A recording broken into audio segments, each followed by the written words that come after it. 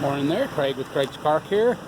Talked to you this morning about steering racks. Always hear about your steering rack is this, that, or the other. Well, I want to show you a picture of a steering rack. This is what controls how you steer most modern vehicles. Even a lot of the trucks are using a larger version of this instead of the old gearbox. So steering rack, I guess you can still say it's a gearbox, but it's a newer version of it. The steering rack has actually been in use for a very long time, just not very popular until the late 70s, early 80s. Alright, here's where your steering input shaft comes in from your steering wheel. This one's laying down at the side. It would normally be standing up like this.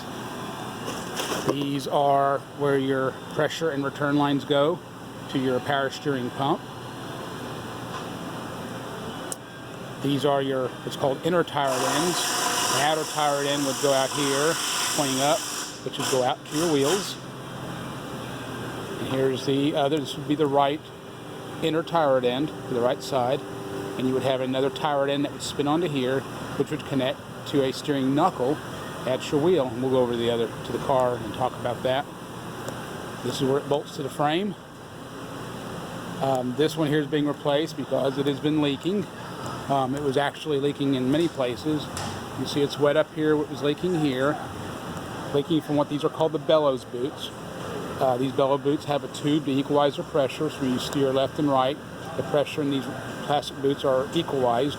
If these tubes are crimped off or missing, you can actually get a bad enough suction, so when you let go of your steering wheel, it spins it back the other way when you're not expecting it, or it sticks in the direction. You can see all the wetness here. There should never be any wetness behind these boots. When you pull these boots back, they actually drip out fluid. The seals inside here have failed. This steering rack has well over 100,000 miles on it. So we go over to the car. This is a little Chevrolet. Looks like they've got the new steering rack already going in. Let's go to the other side, see if I can get you a better picture of where it goes. Now let me see. Can I turn on a light here? Hey, there's a light. So here's that inner tire end for that right side we were just talking about. And that's the bellows boot for this one. Here's that outer tire end we were talking about, and here's where it connects to the wheel. Alright, and you can see a big mess in here if you can look back in here a little bit, where this thing's been leaking for a while and hadn't had power steering fluid on a regular basis. Power steering pump on the Chevrolet is up here on top, and here's its pressure line, and here's its return line. And if you'll remember, it's going to go all the way down here, and it's really difficult to see down in here. And it goes to the steering rack to those two ports that we were talking about.